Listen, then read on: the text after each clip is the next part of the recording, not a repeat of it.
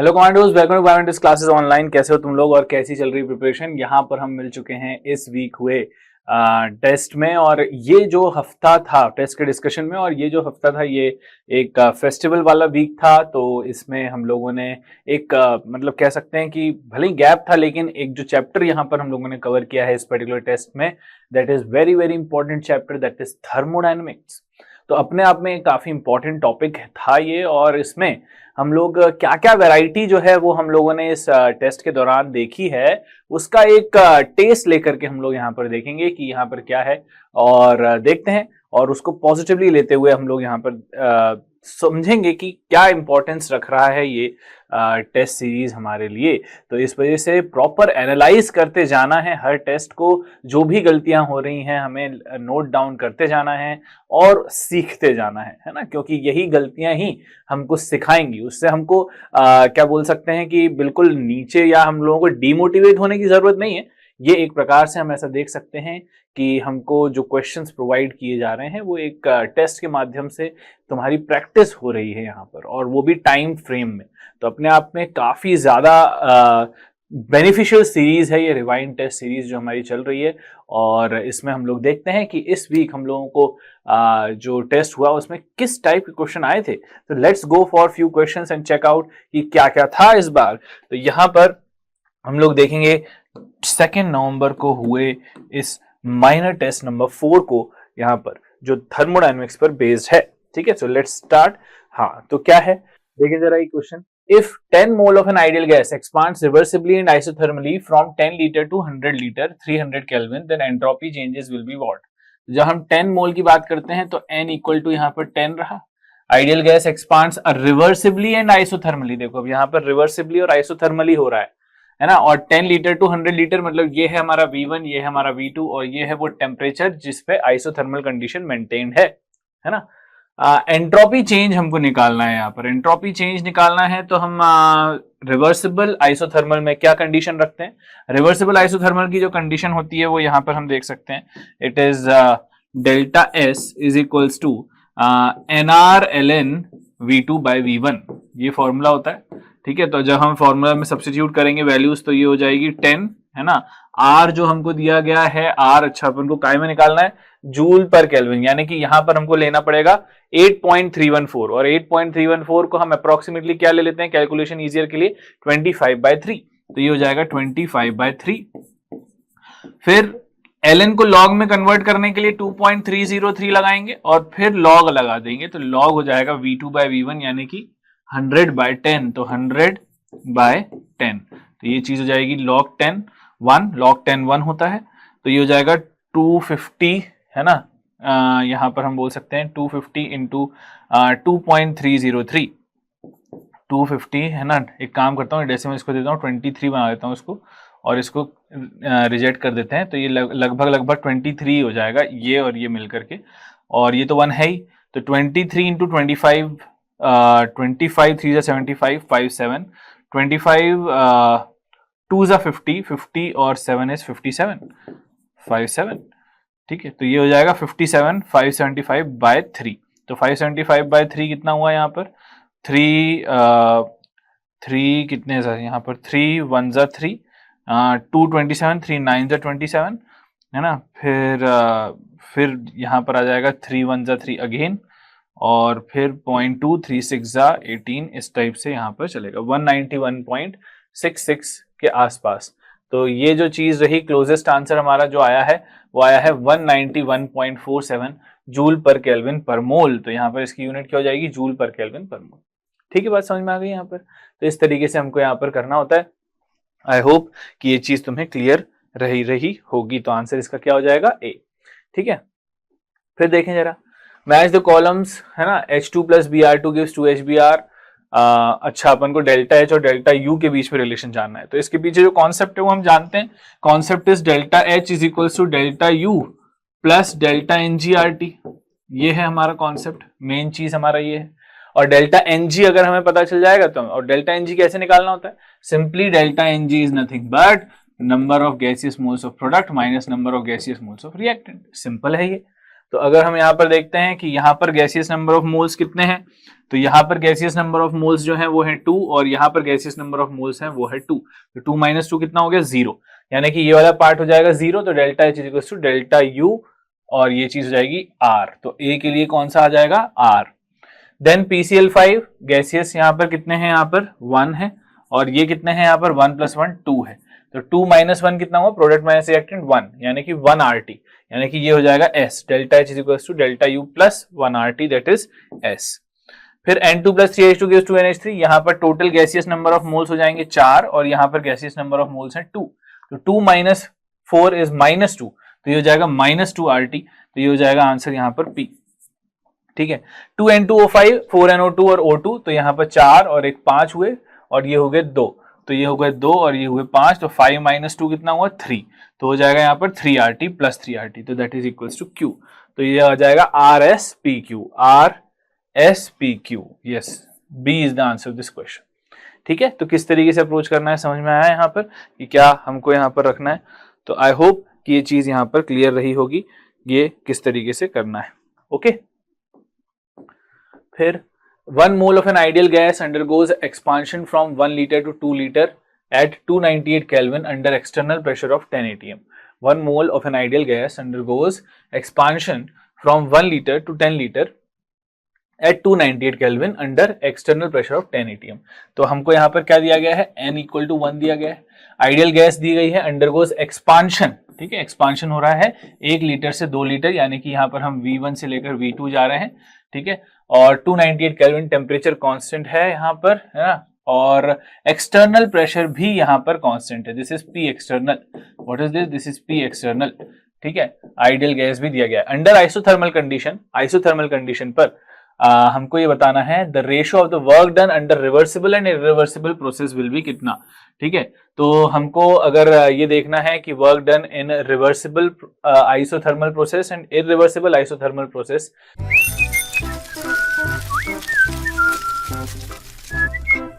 Hi, sorry to disturb you in between lecture, but it's important to inform you. You should download Biomentors app from Google Play Store. We need your support, so please take subscription to become an official commando of Biomentors. Bye bye. Continue your lecture. यहाँ पर क्या होता है, तो हम जानते हैं कि देखो वर्क डन रिवर्सिबल का क्या होता है, वर्क डन रिवर्सिबल का जो फॉर्मूला होता है वो हमें पता होना चाहिए। तो वर्क डन रिवर्सिबल जो है वो तो यहाँ पर रहने वाला है क्या बोलते हैं -nRT, एक्सपांशन है तो -nRT ln V2/V1, ये हो जाएगा हमारा रिवर्सिबल के केस में वर्क डन। तो -nRT ln V2/V1 है ना, तो यहाँ पर हम बोल सकते हैं माइनस n की वैल्यू कितनी हो जाएगी यहाँ पर 1। ठीक है, R अगर हम देखें ATM लीटर में देखना पड़ेगा, क्योंकि ये ATM लीटर है, तो ATM लीटर में होता है 0.0821 और उसको हम अप्रोक्सीमेटली 1/12 ले लेते हैं। कितना लेते हैं 1/12 for better calculation, easier calculation. Temperature हमको रखना है 298 केल्विन, जिसको मैं अप्रोक्सीमेटली 300 बोल देता हूँ। ठीक है, अप्रोक्सीमेटली 300 बोल देते हैं, वैसे 298 केल्विन है वहां। ठीक है, इंटू 2.303, ताकि मैं log ln को log में कन्वर्ट कर सकूं, जिसको मैं 2.3 ले लेता हूं, 2.303 के बजाय 2.3 ले लेते हैं। ठीक है, और फिर लगाते हैं log V2/V1, log V2 है 2 और V1 है 1, तो ये log 2/1 दैट इज 2। ठीक है, तो ये हो जाएगा हमारा work done in reversible isothermal. तो अगर मैं इसको यहाँ पर सॉल्व करूं तो log 2 की वैल्यू कितनी होती है 0.3, है ना, तो यहां से अगर मैं इसको सॉल्व करूं तो ये हो जाएगा 3 यहाँ पर 100 और ये 3 4 जा। ठीक है, और हम बोल सकते हैं ये हो जाएगा 2.3 इंटू 2.3 इज यहाँ पर देखो 2.3 इंटू 0.3 और 100 से मल्टीप्लाई कर दूंगा तो 3 इंटू 23, तो 3 है ना, तो this is what we can say is this is nothing but 23 into 3/4। समझ में आया ये क्या किया मैंने, क्योंकि 2.3 है उसमें से ये 100 में से एक 10 ले लिया तो ये 23 हो गया, और log 2 की वैल्यू होती है 0.3, उस 0.3 को वो बचे हुए 10 से मल्टीप्लाई किया तो वो 3 हो गया। ठीक है, और नीचे 4 था ही, तो ये हो जाएगा 3 3 जा 9 और 3 2 जा 6, 69/4, यानी कि हम बोल सकते हैं कितना हो जाएगा ये 4 2 जा 4 1 जा 4 29 4 7 जा 28 0.125, है ना, 17.25 के आसपास यहाँ पर ये हमारा आंसर आ रहा है माइनस में। किस में आएगा? माइनस में। This is going to be in minus. तो ये एक्सपांशन का केस है, एक्सपांशन में वर्क डन नेगेटिव होता है, ये हम जानते हैं, ठीक है।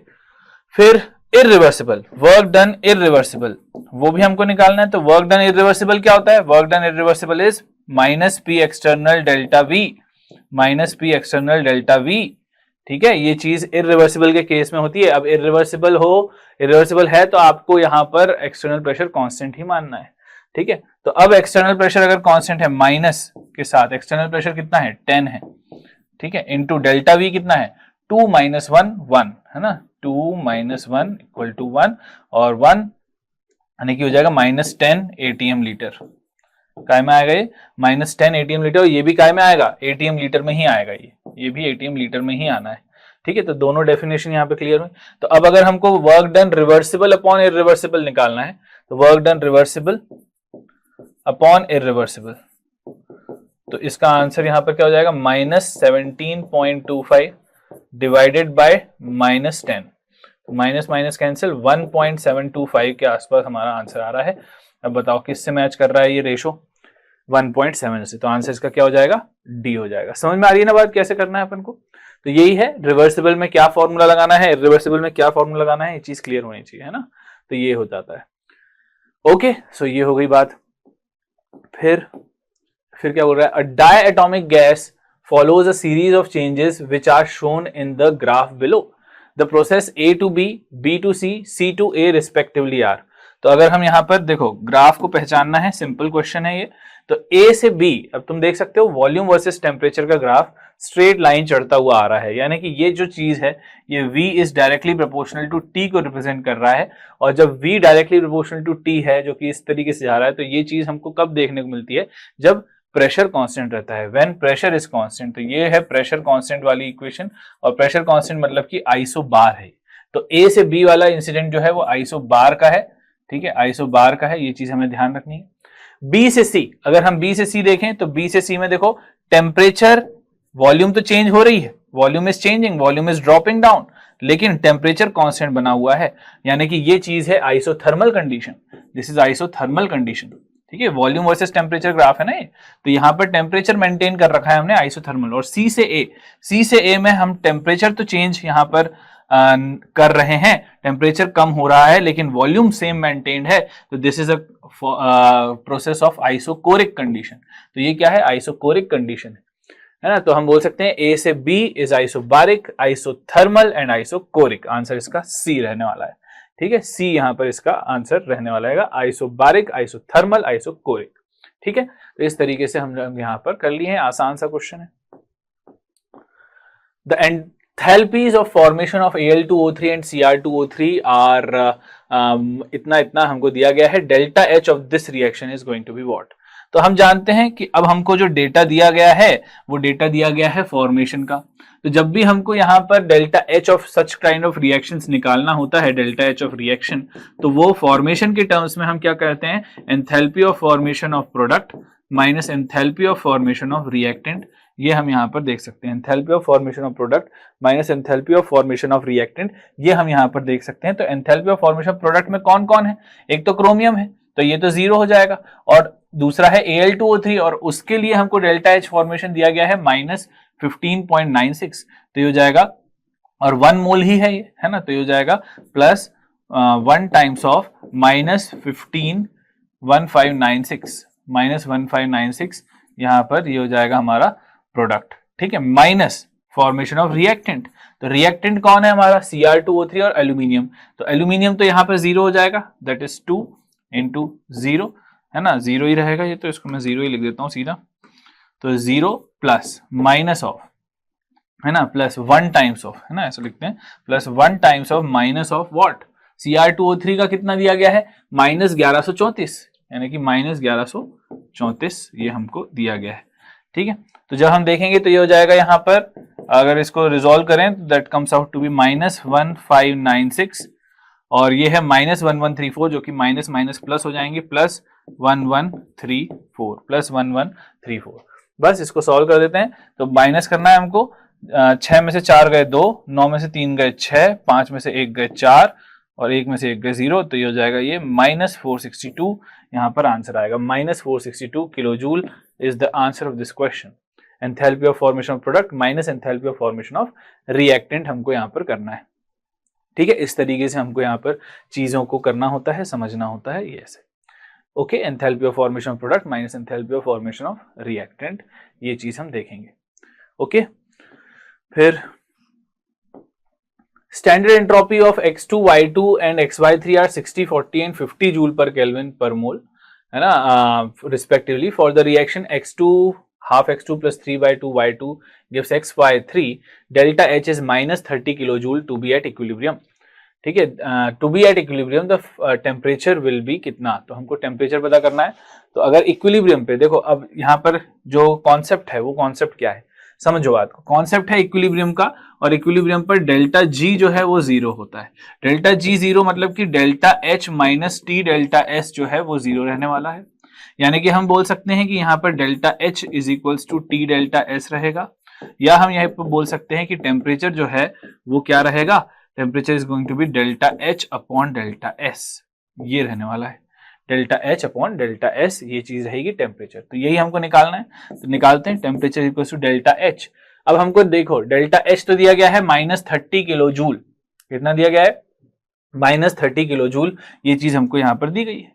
तो यहाँ पर हम बोल सकते हैं -30 है, तो ये हो जाएगा -30,000 जूल्स। ठीक है, किलो जूल को हमने 30,000 कर दिया, अपॉन हमको निकालना है entropy of the whole reaction. तो एंट्रोपी ऑफ द रिएक्शन तुम्हें पता होना चाहिए, डेल्टा एस ऑफ रिएक्शन होता है entropy of product minus entropy of reactant. Entropy of product minus entropy of reactant. तो प्रोडक्ट कौन है हमारा, XY3, और XY3 का एंट्रोपी कितना दिया गया है हमको, 50 माइनस यहां पर 1/2 टाइम्स ऑफ x2। x2 की एंट्रोपी चेंज हमको दी गई है यहां पर 60, या एंट्रोपी दिया गया है 60, plus 3/2 times of entropy of y2 का दिया गया है हमको 40। ठीक है, तो ये चीज कितनी हो जाएगी, ये यहां से काटेगा इसको 30, और ये यहां से इसको काटेगा 20। ये तो 30 रहेगा, लेकिन ये हो जाएगा 60, तो 60 प्लस 30 इज 90, तो ये हो जाएगा 50 माइनस 90। समझ लो 30 और ये 3 2 6 60 प्लस 30 इज 90, तो 50 माइनस 90 यानी कि -40, और आंसर कहाँ में आएगा, जूल पर केल्विन पर मोल में, -40 है ना। तो ये हो जाएगा -40, तो यहाँ पर लिख देते हैं -40, है ना। डेल्टा एस ऑफ दिस यहाँ पे कितना आया, -40। समझ में आया ना, -40 कैसा आया, entropy of product minus entropy of reactant, minus minus cancel, 0 0 cancel, 4 यहाँ पर 25 टाइम्स 100 काटेगा, 25 3 75, और ये एक 0, तो 750 हमारा टेम्परेचर आया केल्विन में, ये हो जाएगा हमारा answer 750 kelvin, answer is C. समझ में आ गई ना बात, है ना, किस तरीके से करना है। तो ये है condition for equilibrium delta G equal to 0, यानी कि delta H minus T delta S equal to 0। इस तरीके से हमको देखना होता है। समझ में आई ना बात, है ना। तो ये है, फिर क्या बोल रहा है, assertion, a spontaneous reaction that occurs when the free energy decreases. क्या स्पॉन्टेनियस रिएक्शन अकर तब होती है जब Gibbs free energy change decrease होता है। बिल्कुल सही बात है, डेल्टा जी नेगेटिव होना चाहिए, यानी डेल्टा जी जो गिब्स एनर्जी चेंज है it should decrease, Gibbs energy free energy should decrease, यही स्पॉन्टेनियस रिएक्शन की निशानी है। बिल्कुल ठीक बात है। Spontaneous reactions are invariably exothermic. तो ये ऐसा नहीं है, यहाँ पर जरूरी नहीं है कि एक्सोथर्मिक ही हो, तो ऐसा नहीं है कि सारे यहाँ पर एक्सोथर्मिक ही होंगे, एंडोथर्मिक रिएक्शंस भी यहाँ पर जो है स्पॉन्टेनियस पाए जाते हैं। ठीक है, तो हम बोल सकते हैं कि assertion is correct but the reason is wrong, assertion is correct but the reason is wrong, answer इसका सी होगा, assertion is correct but the reason is wrong, ये हम यहाँ पर देख सकते हैं। ठीक है, ठीक है ना, तो ये है। फिर under which of the following condition reaction will be spontaneous at high temperature. कौन सी ऐसी कंडीशन है जो हाई टेम्परेचर पर यहां पर हमको स्पॉन्टेनियस दिखने वाली है। तो अगर हम उसको देखें तो हम यहां पर ये देख सकते हैं, हाई टेम्परेचर पर स्पॉन्टेनियस बताना है अपन को, हाई टेम्परेचर पर स्पॉन्टेनियस बताना है। तो हम यहां पर ये देख सकते हैं कि देखो, अब हाई टेम्परेचर के लिए कंडीशन समझो बात को, कॉन्सेप्ट क्या है, delta G is equal to delta H minus T delta S. इसको मुझे स्पॉन्टेनियस बनाना है तो मुझे इसको नेगेटिव रखना पड़ेगा। अब अगर मैं बोल रहा हूं कि टेम्परेचर को हाई टेम्परेचर पर हाई टेम्परेचर पर फेवरेबल बनाना है मुझे, टेम्परेचर ज्यादा करना है। तो टेम्परेचर ज्यादा करना है मतलब मुझे इसको जिताना पड़ेगा any how, minus T delta S को मुझे जिताना पड़ेगा एनी हाउ। तो उसके लिए मुझे डेल्टा एस को तो पॉजिटिव रखना है और डेल्टा एच को भी पॉजिटिव रखना है। क्यों? क्योंकि अगर मैंने इसको नेगेटिव रखा, समझना बात को, अगर मैंने डेल्टा एच को नेगेटिव रखा तो ये तो ऑल टेम्परेचर कंडीशंस पर स्पॉन्टेनियस रहेगा। समझना बात को, है ना। If delta H is negative तो it is spontaneous at all temperature condition. ठीक है, सारे ही टेम्परेचर कंडीशन पर ये फेवरेबल रहने वाला है ना, अगर हमने डेल्टा एच को नेगेटिव बना दिया तो डेल्टा एच अगर पॉजिटिव रहेगा, यहां पर डेल्टा एच अगर पॉजिटिव रहेगा तो डेल्टा एस के पॉजिटिव होने के साथ हाई टेम्परेचर पर, क्योंकि मुझे मालूम है कि ये वाली जो चीज है ये इसको हरवाना चाह रही है ना, डेल्टा जी इसको पॉजिटिव बनाएगा, डेल्टा एच इसको पॉजिटिव बनाएगा, लेकिन मुझे क्योंकि हाई टेम्परेचर पर इसको फेवरेबल बनाना है, यानी कि मैं चाहूंगा कि टी डेल्टा एस कैसा रहे, बढ़ जाए, जीत जाए, और उसके लिए मुझे हाई टेम्परेचर रखना पड़ेगा और इसके लिए डेल्टा एस को पॉजिटिव तो होना ही पड़ेगा एनी हाउ। तो यहां पर हम बोल सकते हैं कि ये चीज रहेगी तो आंसर, और डेल्टा जी तो एनी हाउ नेगेटिव ही रहना है। अगर डेल्टा जी नेगेटिव नहीं रहेगा तो फिर यहां पर स्पॉन्टेनियस तो रहेगी ही नहीं ना वो। तो डेल्टा जी की अगर बात की जाएगी तो वो पॉजिटिव तो होगा नहीं, कुछ भी हो जाए। अब जहां तक बात इसकी है डेल्टा एच पॉजिटिव नेगेटिव, तो डेल्टा एच और डेल्टा एस दोनों को पॉजिटिव होना पड़ेगा। ये चीज यहां पर इसका आंसर बी रहेगा, है ना। ये नहीं रहेगा क्योंकि डेल्टा एच अगर नेगेटिव है और डेल्टा एस भी नेगेटिव है तो ये लो टेम्परेचर पर फेवरेबल रहेगा। This is a condition of low temperature, क्योंकि यहां पर एनी हाउ डेल्टा एस के नेगेटिव हो जाने से ये चीज तो वैसे ही यहां पर क्या बोलते हैं, इस माइनस के साथ ये माइनस मिलकर के प्लस हो जाएगा, तो ये तो अनफेवरेबल कंडीशन है।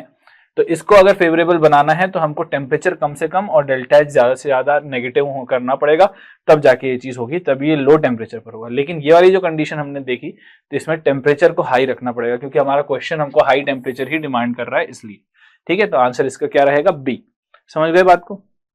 फिर Which of the following PV curve represents the maximum work done? जरा देखें maximum work done। अब देखो यहां पर जो कर्व होता है maximum work done, ये जो चीज होती है, इसका जो कॉन्सेप्ट है, the concept is area under work, area under curve of PV curve, है ना, of PV gives us work done. ये बात ध्यान रखना, area under PV curve gives us work done. तो जिसका एरिया अंडर कर्व ज्यादा होगा वो हमारा मैक्सिमम वर्क डन होगा। तो ये जो चीज है ये यहाँ पर PV रहेगा, ये यहाँ पर ये भी कर्व है और ये यहाँ पर ज्यादा रहेगा, है ना। तो यहाँ पर हम बोल सकते हैं ये जो चीज है ये यहाँ पर ज्यादा है ना। तो सबसे ज्यादा एरिया मुझे इसमें तो कुछ भी नहीं है, तो इसका आंसर यहाँ पर 3 रहने वाला है, मतलब C रहने वाला है। ओके, तो this is the answer of this question. यहाँ पर सबसे ज्यादा एरिया अंडर कर्व मुझे यहाँ देखने को मिल रहा है। ठीक है, तो इस तरीके से हम लोगों ने यहाँ पर देख लिया आंसर इसका C। ठीक है ना, तो ये हो गई बात। फिर क्या है, which of the following reaction define delta G not of formation? Delta G not formation को यहाँ पर रिप्रेजेंट कौन कर रहा है? तो अब define delta G not of formation, है ना। तो हमको डेल्टा जी नॉट फॉर्मेशन का अगर बताना है तो फॉर्मेशन के लिए हमको सिंपली ये पता होना चाहिए कि वो उसके कॉन्स्टिट्यूएंट एलिमेंट से बन रहा हो, है ना। फॉर्मेशन के लिए जरूरी ये है कि उसके जो भी कॉन्स्टिट्यूएंट एलिमेंट्स हैं, उस कंपाउंड के जो भी कॉन्स्टिट्यूएंट एलिमेंट्स हैं वो अपनी नेचुरल स्टेट में रहने चाहिए और जो चीज बननी चाहिए वो 1 मोल बनना चाहिए। ठीक है, तो जैसे हमने देखा कि यहां पर जैसे ही देखा ये 2H3PO4 है, तो ये तो वैसे ही रिजेक्ट हो गया क्योंकि यार 2 मोल बना रहा है, बाकी सब यहां पर कम से कम 1 मोल तो बना रहे हैं। चलो इतनी बात तो समझ में आ रही है अपन को। अब बात आती है कि अगर यहाँ ये SO जैसी चीज, ये SO यहाँ पर बन रही है, SO3 होगा। ठीक है, SO3 होगा, तो SO3 में अगर हम देखते हैं कि यहाँ पर सल्फर जो है वो 1 मोल है और ऑक्सीजन जो है वो यहाँ पर 3 है ना। तो सल्फर अपनी नेचुरल स्टेट में कौन से फॉर्म में रहता है? सल्फर के फॉर्म में रहता है या S8 के फॉर्म में रहता है। लेकिन यहाँ पर क्या हो रहा है, ये जो चीज है ये यहाँ पर SO2 है, तो this is not the formation of SO3 यहाँ, है ना। ये तो हमने वैसे रिजेक्ट कर दिया है। ये जब हम HF की बात करते हैं तो HF में हम यहाँ पर ये देखेंगे कि यहाँ पर दो एलिमेंट है, हाइड्रोजन और फ्लोरीन, एक मोल ही बन रहा है। हाइड्रोजन की नेचुरल स्टेट H2 है, फ्लोरीन की नेचुरल स्टेट F2 है, तो half H2 plus half F2 gives HF। ये बिल्कुल सही है, यही हमारा आंसर होगा। यही हमको फॉर्मेशन की रिएक्शन बता रहा है। अच्छा, इसमें क्या है, ये है CO2, इसमें भी 1 मोल बन रहा है, तो 1 mole carbon and 1 mole oxygen. तो ऑक्सीजन की नेचुरल स्टेट है O2, तो ये तो बात बिल्कुल ठीक है। और जब कार्बन की बात करेंगे तो यहां पर लिखा है कार्बन डायमंड, जबकि ये डायमंड नहीं होता है, यहाँ ग्रेफाइट अगर होता तो वो उसकी नेचुरल स्टेट कहलाती है, वो उसकी मोस्ट स्टेबल थर्मोडायनेमिक स्टेट होती है ग्रेफाइट, है ना, कार्बन की। तो इसलिए उसको हम लोगों को क्या बोलते हैं, स्टैंडर्ड मान के चलना है, तो इसलिए ये यहाँ पर नहीं होगा। रीजन बीइंग ये डायमंड लिखा है, अगर यहाँ ग्रेफाइट होता तो ये भी हो जाता आंसर, ठीक है ना। तो इसका आंसर हो जाएगा C. Okay, that's it, that's all for this week's test discussion. I hope, या हम बोल सकते हैं कि हमने जो चीजें कवर करी हैं इसमें और भी बेहतरीन क्वेश्चंस हमको इस पर्टिकुलर टेस्ट में देखने को मिलेंगे। तो ये जो चीज है हम लोग देख सकते हैं कि हमको मैच द कॉलम हो गया, क्या बोलते हैं, असर्शन रीजन हो गया, स्टेटमेंट बेस्ड क्वेश्चन हम लोगों ने देखे, है ना, न्यूमेरिकल क्वेश्चन देखा, फॉर्मूला रिवर्सिबल कब इरिवर्सिबल कब वो देखा हम लोगों ने, है ना, हम लोगों ने क्या बोलते हैं, ग्राफ वाले क्वेश्चन देखे। तो अपने आप में ये चीज एक कंप्लीट रिप्रेजेंटेशन है इस पर्टिकुलर चैप्टर का कि किस तरीके से क्वेश्चन यहाँ पर पूछ सकते हैं। और ये तो हमने केवल अंश मात्र ही देखा है। जब हम पूरे टेस्ट देखते हैं या उसमें पूरा कवर करते हैं उस चैप्टर को, तो लगभग हर टॉपिक वहां से कवर होता है, ठीक है ना। तो बस यही इंपॉर्टेंस है इस पर्टिकुलर सीरीज की। आई होप कि तुम्हें इससे फायदा मिल रहा होगा और ज्यादा से ज्यादा लोगों को तुम लोग बता रहे होगे, रीच आउट कर रहे होगे, ताकि कंपटीशन में मजा आए, ठीक है। देखें, फिर डिस्कशन होते हैं, मजा आता है उसमें, ठीक है। तो मिलते हैं अब हम नेक्स्ट टेस्ट डिस्कशन में। टिल देन कीप जोश हाई, बाय बाय। आपको टेस्ट सीरीज ज्वाइन करना है, अभी तक आपने ज्वाइन नहीं किया है तो रुकिए,